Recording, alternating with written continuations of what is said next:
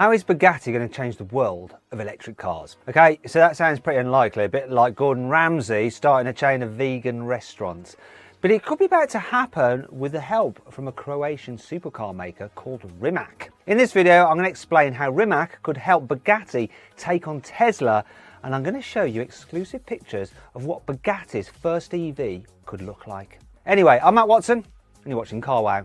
Buying a new car? Then head to Carwow and my team will help you find your next car at a fair price. Carwow, your one-stop car buying comparison site. You might not have heard of Rimac, but it's one of the most important players in the EV business. Oh, actually you might have heard of them because Richard Hammond famously crashed one of their cars. Anyhow, the company was started by a chap called Mate Rimac, who converted his classic BMW E30 into a record-breaking 600 horsepower electric car. Then he went on to make his own car in 2011, completely from scratch. I mean, this guy is a genius. It was called the Rimac Concept 1, and it was totally unique. It was an electric supercar. It had 4 motors and made more than 1,240 horsepower. This meant it could do 0 to 60 miles an hour in just 2.6 seconds.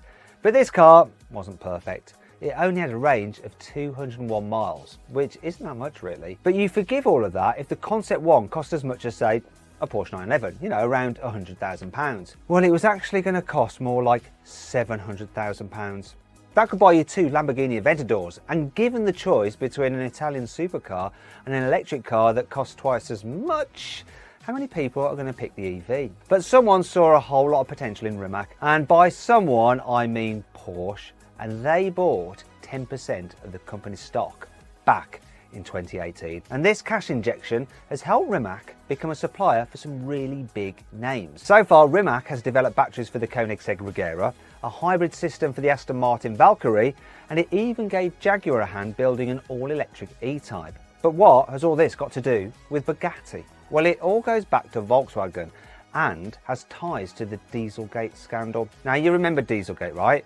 It was when some cars made by the Volkswagen Group were found to have secret driving modes that enabled them to cheat during emissions tests. This little trick cost Volkswagen more than £25 billion because it had to pay some massive fines. Since then, the Volkswagen Group has cleaned up its image, and it's now launching as many electric cars as it can. In the last couple of years, the Volkswagen Group has brought out the ID3 and the ID4, Skoda has launched the Enyaq, and Audi has revealed the e-tron, the Q4 e-tron and the e-tron GT. Even Porsche, which is also part of the same VW group, has launched 2 new electric cars, the Taycan and the Taycan Cross Turismo. And it's getting ready to reveal an electric Macan as well. Okay, so Lamborghini, which is also part of the Volkswagen Group, hasn't made an electric car yet, but it has launched the Cyan, which is a hybrid, and it's going to build a new EV before 2030. So at least Lamborghini is making an effort. But do you know who hasn't built an electrified car yet? Bugatti, which is also part of the Volkswagen Group. It's been far too busy hiding away at the back of the classroom building 300 miles an hour hypercars. And this doesn't look great, does it? Because owning a hypercar company whose big party piece is a 8-litre quad turbo isn't going to get you into the good books of the emission regulators now, is it? In fact, because of this, Volkswagen was actually thinking of selling Bugatti last year, but it wasn't going to offload the brand to some oil baron or some Saudi prince. Apparently, it was in talks to sell Bugatti to Rimac. Yeah, the same Rimac that builds parts for Bugatti's arch enemy, Koenigsegg. But Volkswagen never actually signed on the dotted line. Instead, Porsche handed over around £60 million to buy more shares in Rimac. Now it owns 24% of the company. But despite all of this, there's still the possibility that Bugatti and Rimac will work together on future projects. This would do wonders for Volkswagen's image, and it could mean that expensive Rimac tech could find its way into other VW Group cars in the future. But what sort of car would Rimac and Bugatti build together? Well, ever since it made the EB110 back in the 90s, Bugatti has always been focused on top speed records, and the new Chiron Supersport 300 Plus is the fastest production car ever made. It'll do more than 304 miles an hour. I actually had a go in that car, and it's unbelievable. I'm going to stick a link just popping out in the top right hand corner of the screen. Click on that, you can watch the video. There's also a link in the description below. But even though that Bugatti is incredible, how relevant is it? You know, especially when there's only one racetrack in the world where you can actually do more than 300 miles an hour, and it happens to be owned by Volkswagen. And this is part of the reason why most hypercar makers start to back away from this VMAX pitting contest.